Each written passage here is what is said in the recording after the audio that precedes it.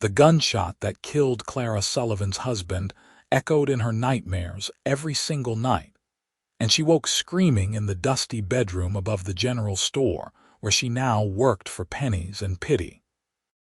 It was 1882 in Wallace, Idaho, a mining town carved into the mountains where silver veins ran deep and men's lives ran cheap. And Clara had learned 3 months ago that widowhood at 24 felt less like grief and more like drowning in dark water with no surface in sight. She stood behind the counter that morning, her auburn hair pulled back in a severe bun that made her look older than her years, her green eyes hollow and distant as she measured out flour for Mrs. Henderson, the banker's wife, who always looked at her with a mixture of sympathy and superiority that made Clara's stomach turn. "Such a shame about Thomas," Mrs. Henderson said for what felt like the 1,000th time, her gloved fingers drumming on the worn wooden counter. "A good man taken too soon. You must be devastated, dear." Clara forced her lips into something that might pass for a smile in dim light. "Yes, madam. That will be $1.15. The truth sat bitter on her tongue, words she could never speak in this town where everyone thought they knew her story. Thomas Sullivan had not been a good man. He had been a drunk and a gambler who lost more than he won, whose hands had left bruises on her arms that she covered with long sleeves even in summer, whose death in a saloon shooting had felt less like tragedy and more like the prison door finally swinging open. But the guilt of feeling relieved, of sometimes being grateful he was gone, ate at Clara like acid. What kind of woman felt such things? What kind of wife? The door chimed and Clara glanced up to see Owen Thorne walking into the store, his boots leaving traces of mud on the floorboards. She had seen him around town for the past 2 weeks. A cowboy who had drifted in from Montana looking for work and found it at the Double Creek Ranch just outside town. He was tall and lean, with sandy brown hair that touched his collar and eyes the color of worn denim, and there was something solid about him, something steady that made Clara immediately distrustful, because she had learned the hard way that steadiness was usually just a mask men wore until they got what they wanted.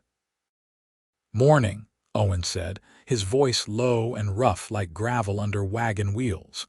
He nodded to Mrs. Henderson, then let his gaze settle on Clara. "Need to pick up some supplies if you have a moment." "Of course," Clara said, keeping her tone professional and cool. "What do you need?" He rattled off a list of basics: coffee, tobacco, a new rope, some canned goods. Clara moved through the store gathering items, acutely aware of his presence, the way he stood with his weight balanced evenly, the way his eyes followed her movements without being intrusive or leering. It unsettled her more than if he had been forward, because she did not know what to do with simple observation. Mrs. Henderson left with her flour, and Clara found herself alone with Owen Thorne, the silence stretching between them as she tallied his purchases. Her hands trembled slightly as she wrote the numbers, and she cursed herself for the weakness. "You are Mrs. Sullivan," Owen said, not a question but a statement. "I am," Clara replied, not looking up from her calculations. "That will be $3.40. He counted out the money, placing it on the counter between them. "I heard about your husband. I am sorry for your loss." Clara's jaw tightened.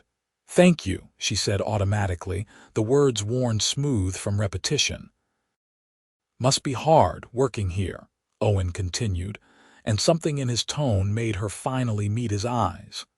There was no pity there, just a kind of frank assessment that caught her off guard. "This town seems like the kind of place that has long memories and short compassion." "I manage," Clara said stiffly, hating that he had seen through to the truth so quickly. Owen nodded slowly, gathering his supplies. "I reckon you do, still cannot be easy." He turned to leave, and Clara felt something loosen in her chest, relief that the conversation was ending. but at the door he paused and looked back at her. "If you ever need anything, Mrs. Sullivan, I am at the Double Creek most days. Owen Thorne." "I will not need anything, Mr. Thorne," Clara said, her voice sharper than she intended, "but I appreciate the offer." Something that might have been a smile crossed his face, brief as a bird's shadow. "Fair enough. Good day, madam." He left, and Clara stood alone in the store, her heart beating faster than it should, her hands still trembling. She told herself it was anger at his presumption, at the way he had looked at her like he could see past the careful walls she had built.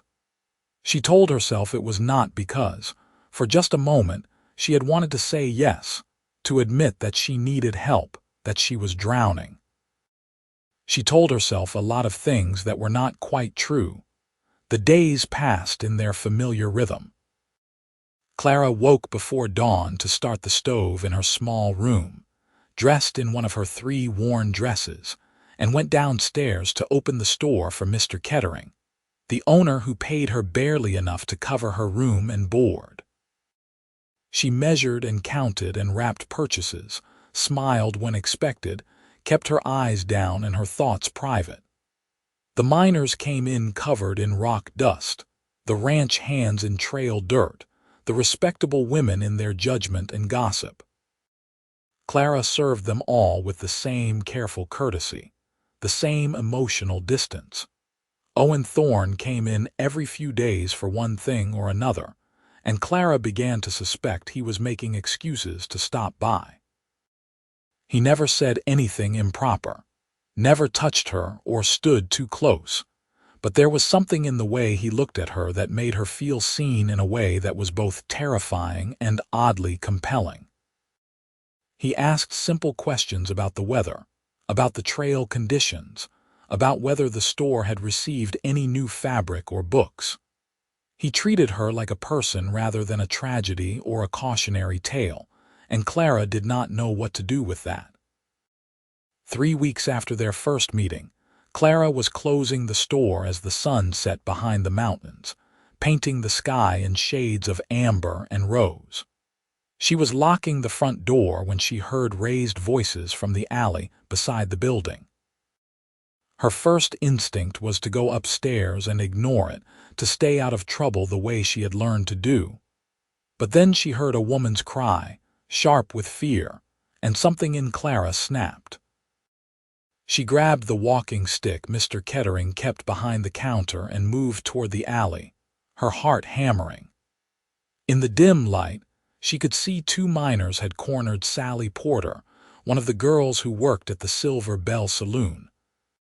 Sally's face was streaked with tears, and one of the men had his hand on her arm, pulling her close while she struggled.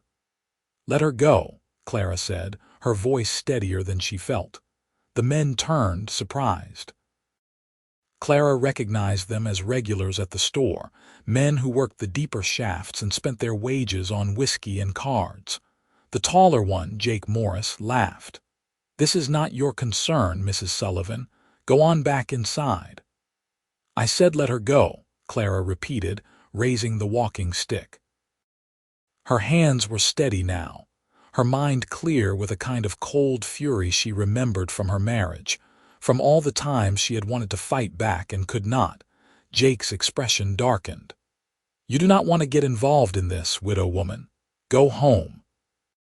He turned back to Sally, dismissing Clara entirely, and that was his mistake. Clara swung the walking stick hard, catching him across the shoulders. He yelped and spun around, his face contorted with anger, and he took a step toward her with his fist raised. Then Owen Thorne was there, seemingly out of nowhere, his hand catching Jake's wrist and holding it immobile. The cowboy had at least 3 inches on the miner, and the kind of lean strength that came from years of hard work, and Jake froze. "The lady told you to let the girl go," Owen said quietly, his voice pleasant but with an edge underneath like a blade wrapped in silk. "I suggest you listen." The second miner stepped back, his hands raised. "We did not mean any harm, just having some fun." "Find your fun somewhere else," Owen said, releasing Jake's wrist with a slight push that sent the man stumbling backward. "And if I hear about either of you bothering women in this town again, we will have a longer conversation." The miners left, muttering curses but not brave enough to challenge Owen directly. Sally ran off without a word, her footsteps echoing on the wooden sidewalk. Clara stood in the alley, the walking stick still clutched in her hands, her whole body shaking now that the danger had passed. "Are you all right?" Owen asked, turning to her with concern evident in his blue eyes. "I am fine," Clara said automatically. Then, because he was looking at her in that way that made lying seem pointless, she added, "I am mostly fine. Thank you for intervening." "You were doing well enough on your own," Owen said, a note of what might have been admiration in his voice. "That was a good swing." "Where did you learn to handle yourself like that?" Clara's throat tightened.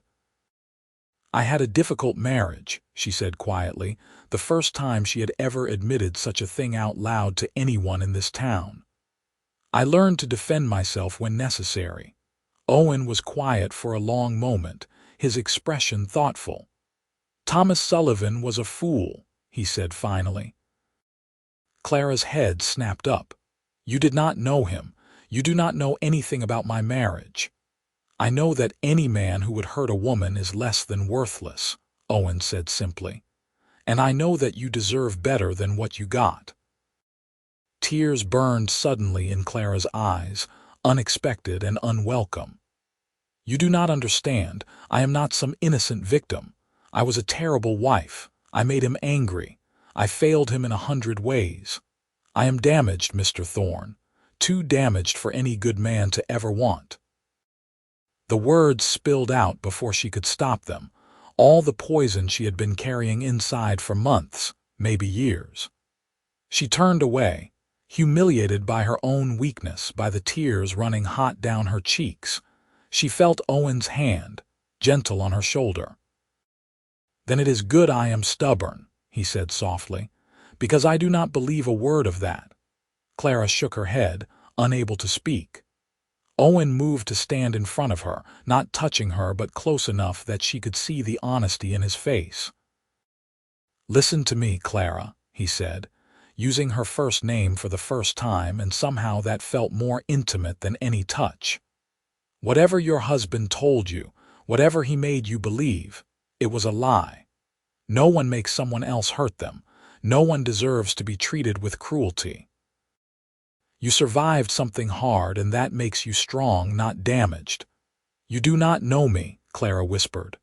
"Then let me," Owen said. "Let me know you. No expectations, no promises. Just let me be your friend, if nothing else." Clara wanted to say no. Every instinct she had developed over the years screamed at her to refuse, to protect herself, to stay behind her walls where it was safe if lonely. But she was so tired of being alone, so exhausted from carrying her guilt and shame with no one to share the weight. "Why?" she asked, meeting his eyes. "Why do you care?" Owen smiled, a real smile that reached his eyes and made him look younger. "Honest answer. Because I see something in you that reminds me of a wild horse I once found, caught in barbed wire and half crazy with fear and pain. Took me 3 days to get close enough to help, and another week to cut away all the wire and tend the wounds. Everyone said I should just shoot the animal, that it was too damaged, too far gone. But I was stubborn and I did not give up. And you know what? That horse healed, and when she finally decided to trust me, she was the finest mount I ever had. Loyal and true and braver than any horse I have known." Clara laughed despite herself, a watery sound that was half sob. "You are comparing me to a horse." "A magnificent horse," Owen said, his eyes crinkling with humor. "But yes, what I am saying is, I recognize someone who has been hurt and is healing, and I believe you are worth the patience it takes to earn your trust." Clara wiped her eyes with the back of her hand, trying to compose herself. "I do not know if I can trust anyone, Mr. Thorne. I do not know if I remember how." "That is all right," Owen said gently. "We can start slow. Maybe you would let me walk you home. Make sure those miners are not waiting around somewhere." It was a practical offer, a reasonable precaution, and Clara found herself nodding before she could overthink it. Owen picked up the walking stick she had dropped and handed it to her with a slight bow, like she was a fine lady and not a widow in a worn dress with tears on her face. They walked through the darkening streets of Wallace, past the saloons glowing with lamplight and loud with piano music, past the assayer's office and the newspaper building, and the church with its white steeple pointing at the stars. Owen talked easily as they walked, telling her about his work at the Double Creek Ranch, about the cattle they were raising and the horses he was training. He spoke about Montana, where he had grown up on a small homestead that his family had lost in a bad winter. He told her about drifting from place to place, working ranches and drives, never quite finding a place that felt like home. His voice was soothing in its ordinariness, requiring nothing from her but the occasional nod or murmured question, and Clara felt some of the tightness in her chest begin to ease. When they reached the store, Clara paused at the side entrance that led to her upstairs room. "Thank you, Mr. Thorne, for everything tonight." "Owen," he said, "if you are comfortable with that, and you are welcome, Clara," she nodded slowly. "Owen, good night." "Good night," he said, and he waited there in the street until she had unlocked the door and gone inside, his presence a quiet reassurance that she was safe. Upstairs, Clara sat on her narrow bed and pressed her hands to her face, trying to understand what had just happened. She had revealed more to Owen Thorne in one conversation than she had to anyone in the entire time she had lived in Wallace. She had cried in front of him, admitted her fears and her shame, and he had not recoiled or judged or tried to take advantage. Instead, he had offered friendship with a sincerity that terrified her because she so desperately wanted to accept it. She told herself not to be a fool. He was a drifter, a cowboy who would move on when the work dried up or the wanderlust struck. He was probably lonely, looking for companionship in a new town, and she was convenient and available. She told herself all these things, but none of them quite fit with the genuine kindness she had seen in his eyes, the patience in his voice when he spoke about damaged things healing given time and trust. Clara slept that night without nightmares for the first time in months. Over the following weeks, Owen became a regular presence in Clara's life. He stopped by the store every few days, sometimes with a legitimate need for supplies, sometimes clearly just to talk. He never stayed long enough to cause gossip, never said anything improper, but his visits became something Clara looked forward to with an anticipation that both pleased and worried her. He told her stories about the ranch, about the colts he was breaking and the cattle drives he had worked. She found herself telling him small things about her own life, carefully edited stories from her childhood in Oregon, before her parents died and left her alone at 17 with nothing but a trunk of belongings and desperate hope that led her into a hasty marriage with the first man who offered security. One afternoon, Owen came into the store carrying a small package wrapped in brown paper. "I have something for you," he said, placing it on the counter with a slightly awkward smile. Clara looked at the package suspiciously. "I cannot accept gifts, Owen. It would not be appropriate." "It is not a gift exactly," Owen said. "More of a loan, or maybe a recommendation. Just open it." Clara unwrapped the paper to find 2 books, their covers worn but clean.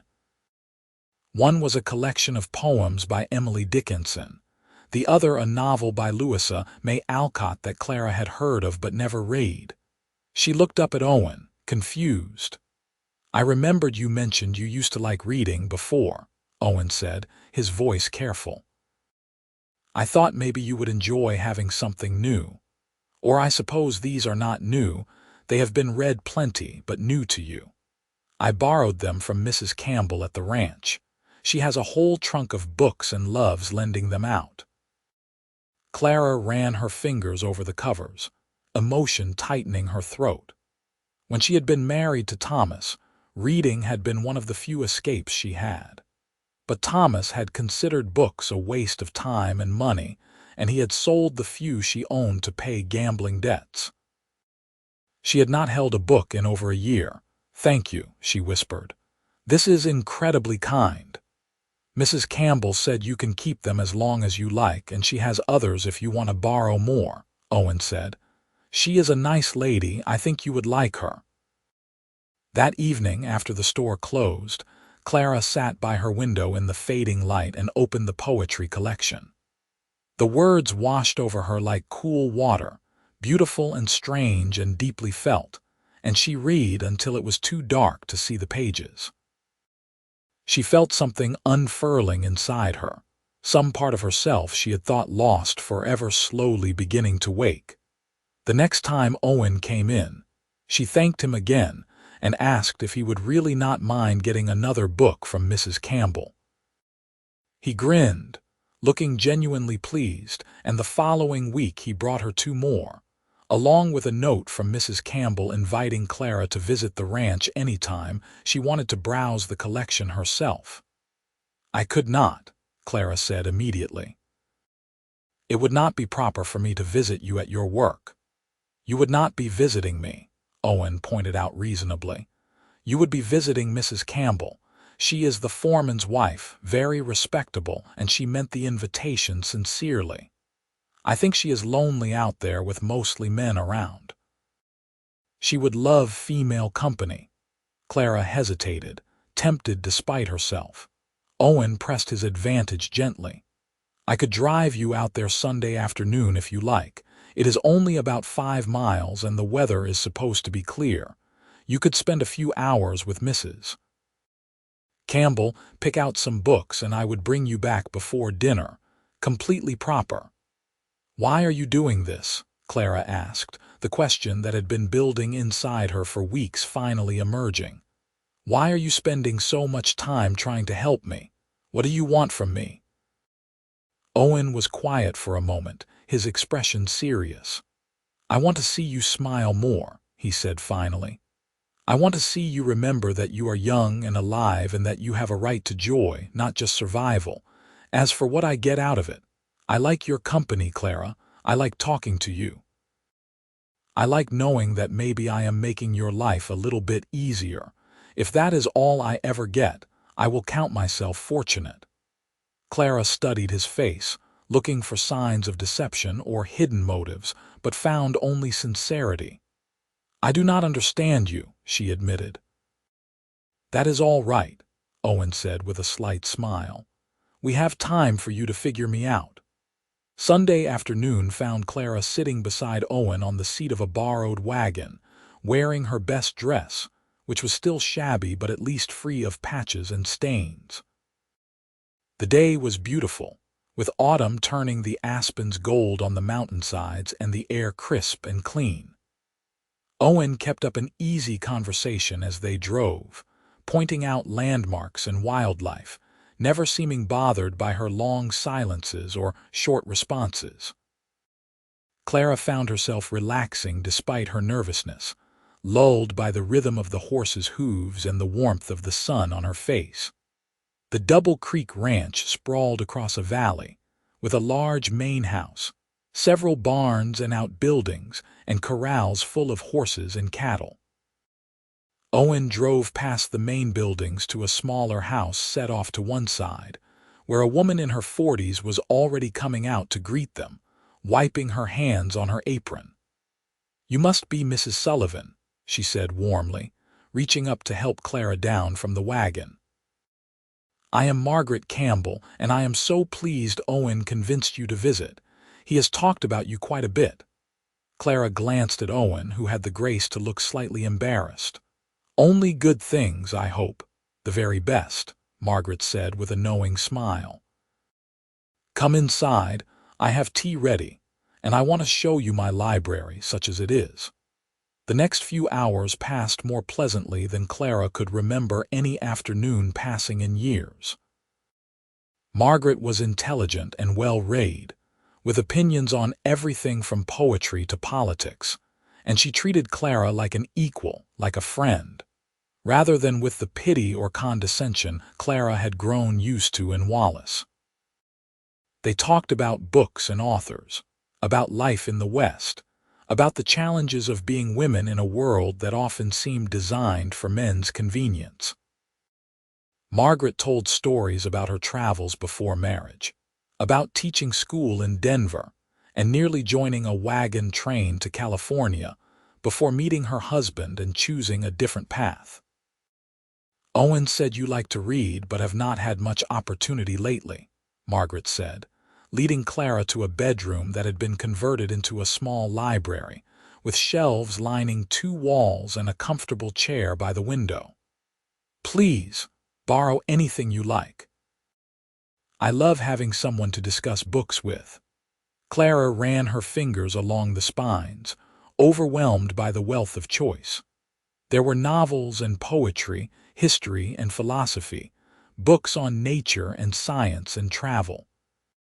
She selected 3 carefully, not wanting to impose, but Margaret insisted she take more. "Take 6 at least," Margaret said firmly. "I know Owen will not mind bringing you back to exchange them, and that way you will have variety." When Clara emerged from the house with her arms full of books, she found Owen leaning against the wagon talking to a man Margaret identified as her husband, James Campbell, the ranch foreman. The 2 men were discussing horses, but Owen straightened when he saw Clara, his eyes lighting up in a way that made her heart skip oddly. "Found some good ones?" he asked. "More than I could have hoped for," Clara said, meaning it. "Thank you, Owen. This has been a wonderful afternoon."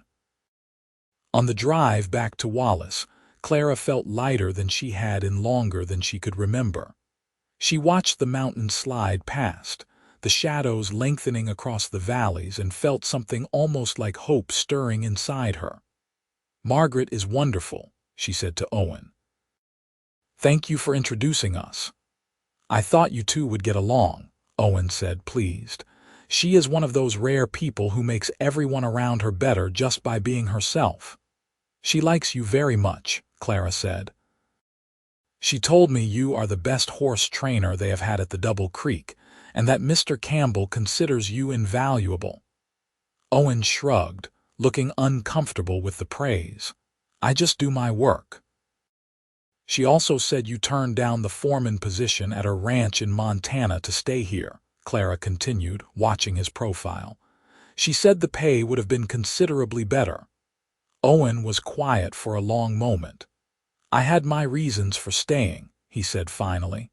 "What reasons?" Clara asked, though she thought she might know the answer. Owen glanced at her, then back at the road. "You are a smart woman, Clara. I think you can figure that out." Clara's breath caught. "Owen, I told you I am too damaged, and I told you I am stubborn," Owen interrupted gently.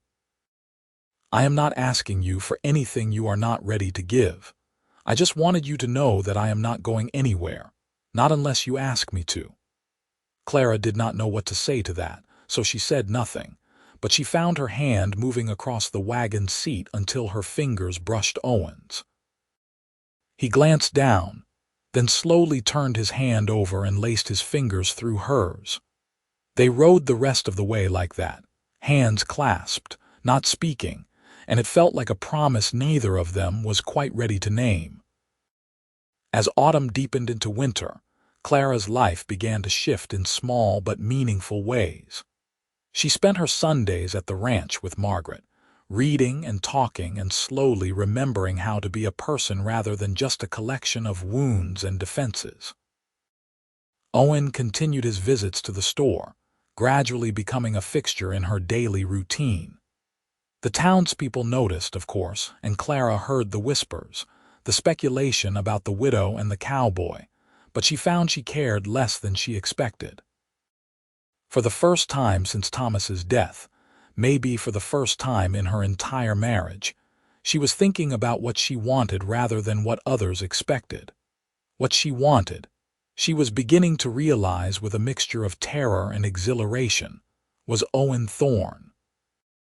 He made her laugh with his dry observations about the ranch hands and the quirks of the various horses he worked with. He listened when she talked about her day, asking thoughtful questions and remembering details she mentioned in passing. He brought her small gifts that were never expensive enough to be improper, but showed he was thinking of her. A smooth stone shaped like a heart that he found by the creek, a handful of wildflowers that had somehow survived the first frost, a sketch one of the cowboys had done of the mountains that Owen thought she might like for her room. In return, Clara found herself looking for ways to brighten his days.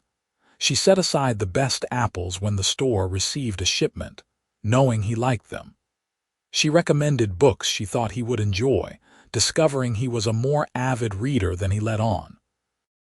She began to bake on her evenings off, bringing cookies or bread to the store to share, and watching the way Owen's face lit up when he tasted something she had made. It was a courtship conducted in quiet moments and careful increments, both of them aware of Clara's fragility and Owen's determination not to push too hard or too fast. But it was a courtship nonetheless, and as winter settled over the mountains and snow began to fall, Clara felt herself falling too, despite all her fears and self-proclaimed damage, despite her certainty that she did not deserve happiness or love. The first real snowstorm hit in early December, turning Wallace into a world of white punctuated by the dark shapes of buildings and the warm glow of windows. The store was quiet, with most people staying home rather than venturing out into the cold. Clara was restocking shelves when the door opened and Owen came in, his hat and shoulders covered in snow. "What are you doing here?" Clara asked, alarmed. "The weather is terrible. You should not have ridden all the way from the ranch." "I wanted to make sure you were all right," Owen said, stamping snow off his boots. "These storms can last days, and I thought you might need supplies or company or both." Clara felt warmth bloom in her chest despite the cold radiating from outside. "I am fine, but thank you for checking. Though now I am worried about you riding back in this." Owen glanced out the window at the swirling snow. "I might have miscalculated how bad it was going to get," he admitted. "Mr. Kettering would not mind if I waited here until it clears a bit, would he?" Mr. Kettering had gone home for the day, leaving Clara to close up, but she was not about to send Owen back out into a blizzard.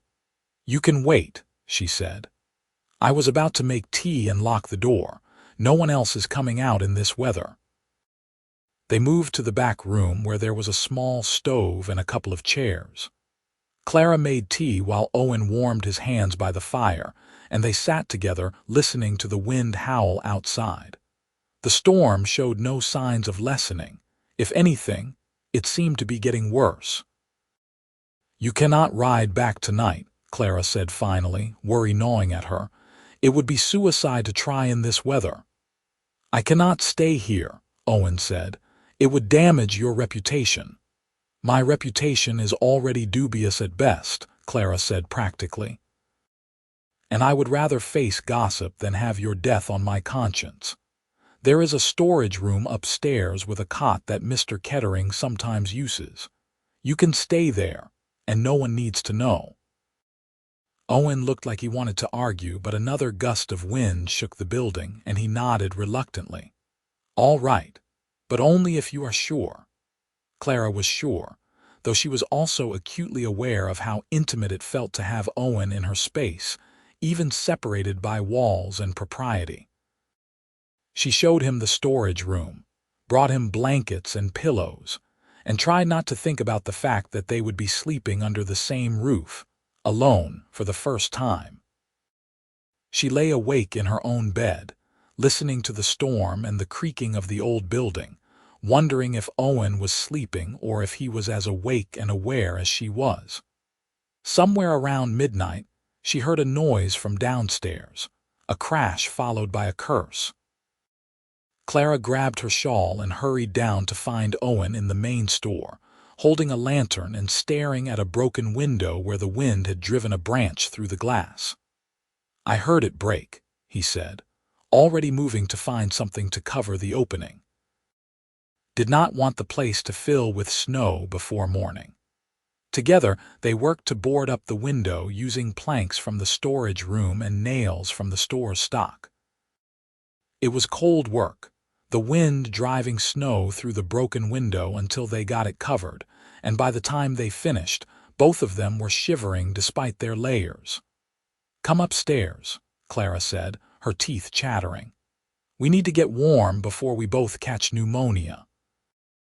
In her small room, she built up the fire in the stove and put on water for tea.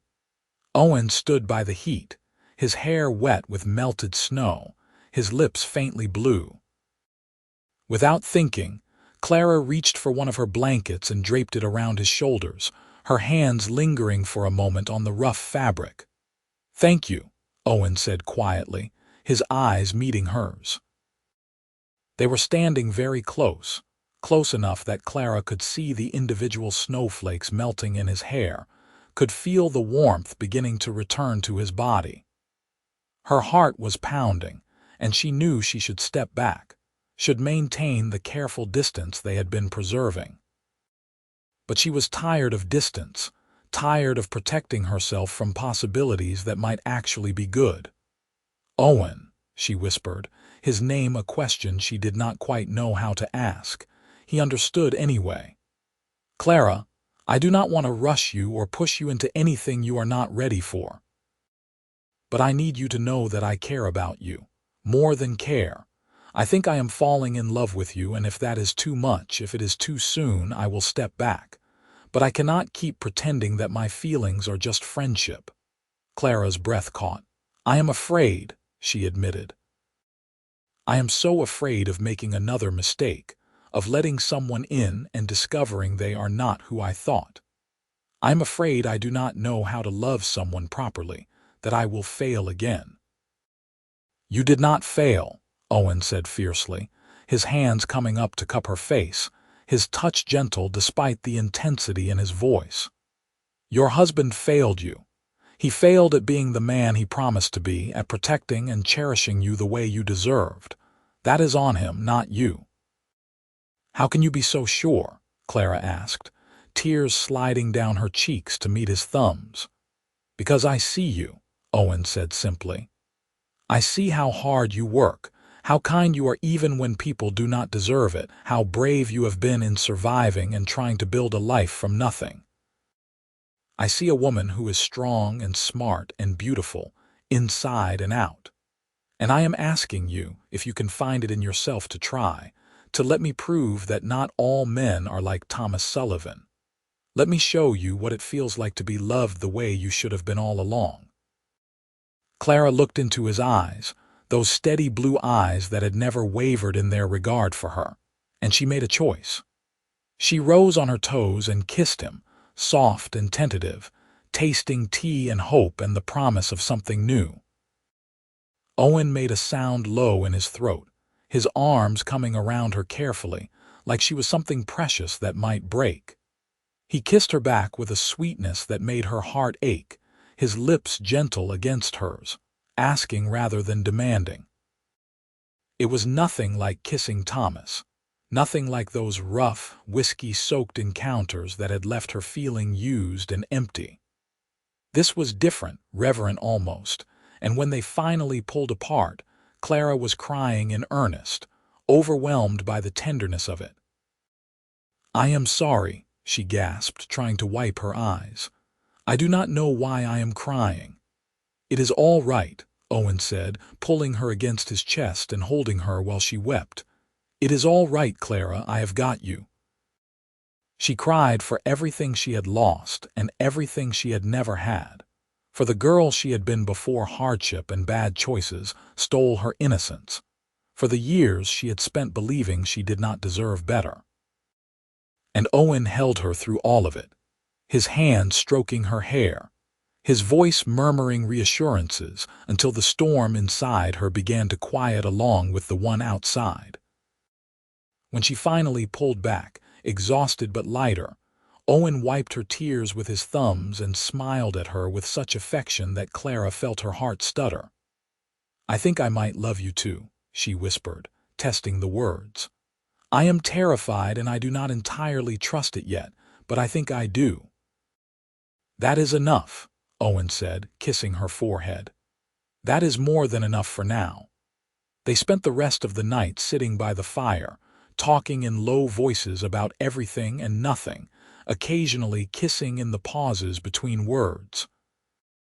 It felt like discovering a new country, this landscape of mutual affection and respect, and Clara was giddy with the exploration of it. When dawn finally came, gray and cold, the storm had passed, leaving Wallace buried in snow that glittered in the weak sunlight.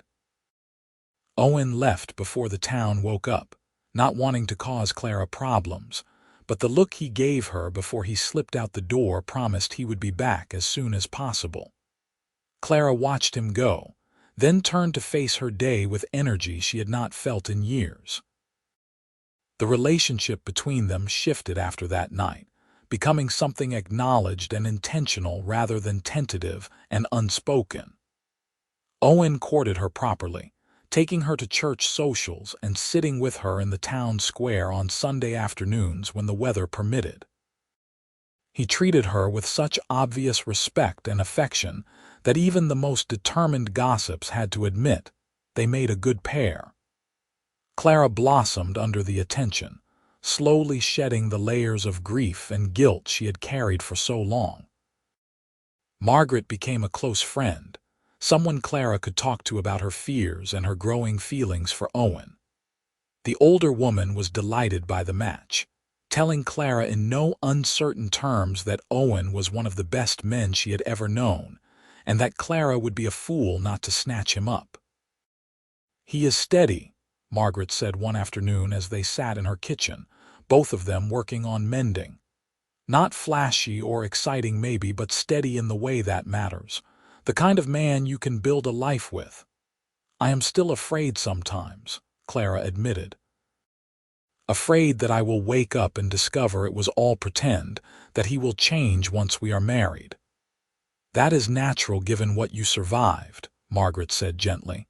"But Clara, you have been seeing Owen for months now. Has he given you any reason to doubt him? Has he ever been cruel or unkind or dishonest?" Clara thought about it honestly.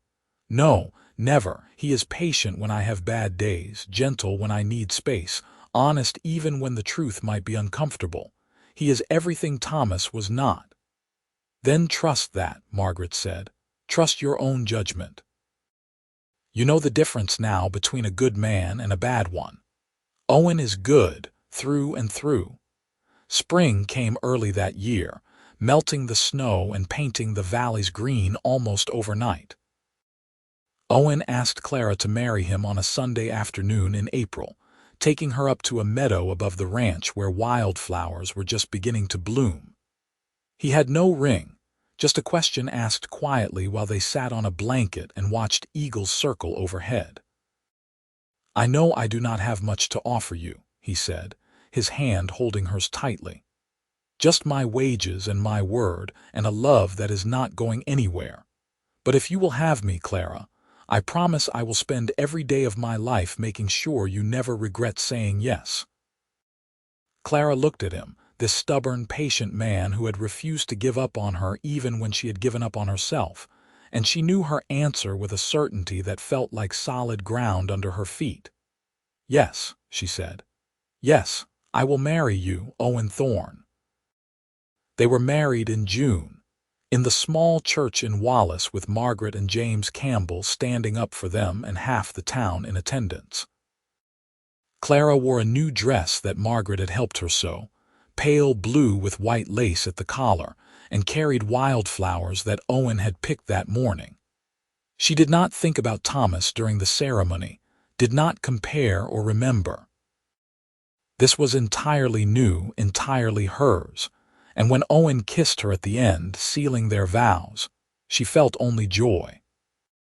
They moved into a small house on the ranch property that came with Owen's promotion to head horse trainer, a promotion James Campbell had been planning for months and timed as a wedding present.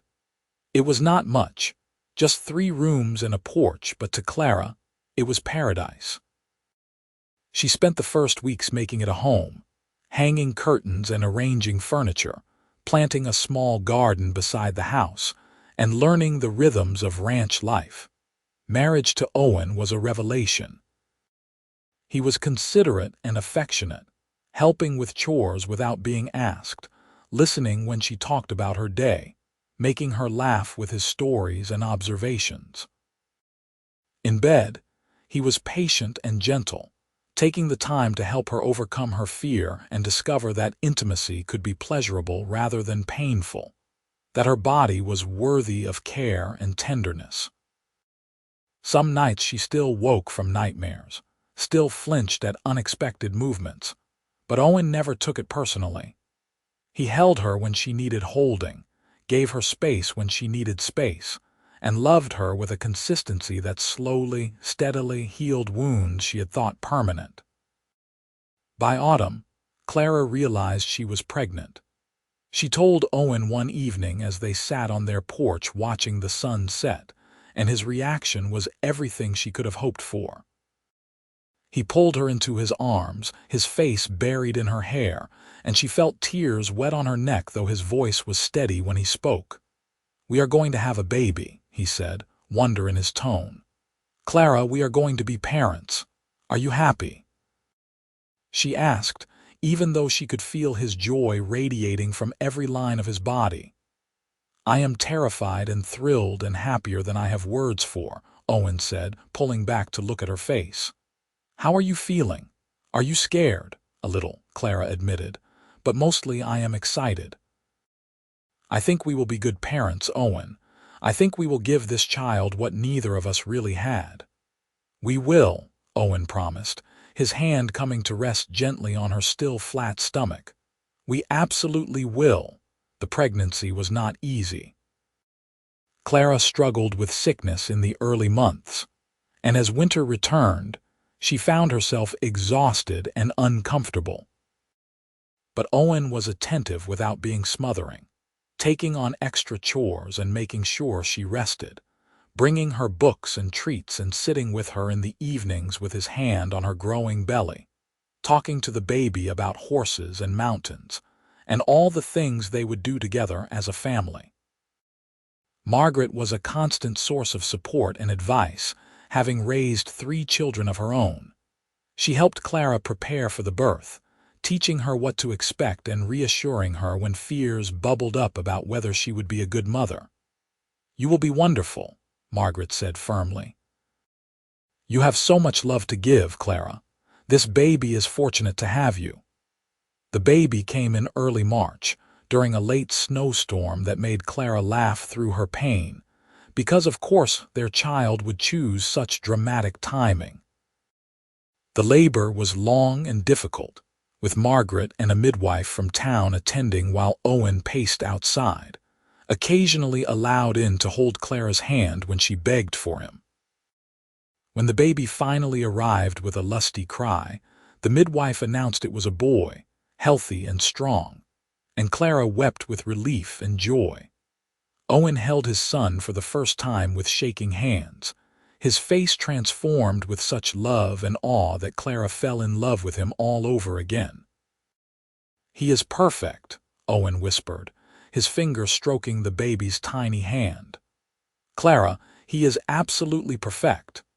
They named him James Owen Thorne after James Campbell, who had been so kind to them both, and called him Jamie. He was a good baby, quick to smile and curious about everything, and Clara discovered that she loved being a mother more than she had imagined possible. It was hard work, exhausting and endless, but it was also deeply fulfilling in ways she had not known to hope for. Owen was a devoted father, taking Jamie with him whenever possible as the boy grew, teaching him about horses and cattle and the land. Clara would watch them together, her tall husband and their small son, and feel such gratitude for the life they had built that sometimes it overwhelmed her. 2 years after Jamie was born, Clara delivered twin girls, Sarah and Emma, who inherited their father's blue eyes and their mother's auburn hair. The house became chaotic with 3 young children, full of laughter and crying, and the constant motion of small bodies learning to navigate the world. Clara and Owen worked as a team, sharing responsibilities and supporting each other through the challenges of parenthood, and their love deepened with every passing year. The children grew up knowing they were cherished, surrounded by affection and security. Owen taught them to ride almost before they could walk, and Clara taught them to read and think and question. They were happy children, confident and kind, growing up in a home where love was demonstrated daily in word and deed. Clara sometimes thought about how different her life might have been if she had not met Owen, if he had not been stubborn enough to see past her defenses and patient enough to wait for her to heal. She thought about the night she told him she was too damaged for any good man, and his response that it was good he was stubborn. It had become something of a family joke over the years, a story they told when the children asked how they fell in love. "Your mother tried to scare me away," Owen would say, his eyes twinkling. "Told me she was too damaged, too broken, but I have always been too stubborn for my own good. And thank God for that," Clara would add, squeezing his hand. As the years passed, Owen became the foreman when James Campbell retired, and Clara started a small school for the ranch children and those from neighboring properties, teaching them reading and arithmetic in the front room of their house. They built an addition, adding bedrooms for the growing children and a proper classroom, and their home became a center of community life. Jamie grew into a young man as steady and kind as his father, with a natural way with horses that had Owen bursting with pride. The twins were inseparable, Sarah with her practical nature and Emma with her dreamer's soul, both of them clever and curious and beautiful. When Jamie turned 18, he took a position at a ranch in Montana, and Clara cried even as she celebrated his independence. The twins were courted by good men from neighboring ranches, and within a few years, both were married, staying close enough that Clara saw them often. Clara and Owen grew older together, their hair graying and their bodies showing the wear of hard work and long years, but their love never dimming. They sat on their porch in the evenings, hands clasped, watching the mountains turn purple in the twilight, and talked about their grandchildren, about the changes coming to the West, about how grateful they were for the life they had built. "You ever regret it?" Clara asked one evening, a question she had not asked in years. "Staying here instead of taking that foreman job in Montana all those years ago, you could have had more money, more opportunity." Owen looked at her with such tenderness that her heart clenched. "Not for one single second," he said firmly. "Everything I ever wanted was right here, is right here. You are my home, Clara. You always have been." "I love you," Clara said, the words coming as easy as breathing now after years of practice. "I love you so much, Owen Thorne." "I love you too," Owen said, kissing her softly. "My stubborn, beautiful wife." As the sun set over the mountains, painting the sky in shades of gold and rose, Clara thought about the scared, damaged woman she had been and the strong, loved woman she had become. Owen had been right that first night when he compared her to a wild horse caught in wire. She had been injured and afraid, convinced she was beyond saving. But he had been patient and stubborn and kind, and he had waited while she healed. And eventually, she had learned to trust again, to love again, to believe she deserved happiness. She had 3 children who knew they were loved, 6 grandchildren who filled her life with laughter, and a husband who had never once given her reason to regret saying yes. She had friends and purpose and a home that felt safe, where nightmares rarely came, and when they did, she woke to find Owen beside her, his presence a reminder that the past was past and the present was good. It had not been an easy journey. There had been hard days and difficult years, moments when her old fears rose up and threatened to swallow her. But Owen had been there for all of it, steady and true, loving her through her doubts and celebrating her triumphs, and gradually, she had become the woman she was always meant to be. The town of Wallace had grown over the years, the mining boom bringing prosperity and change. The store where Clara had worked was still there, though Mr. Kettering had long since sold it to new owners. Sometimes, Clara walked past it with her grandchildren, pointing it out as the place where she had first met their grandfather, and she would tell them the story of a cowboy who was stubborn enough to believe in a woman who had stopped believing in herself.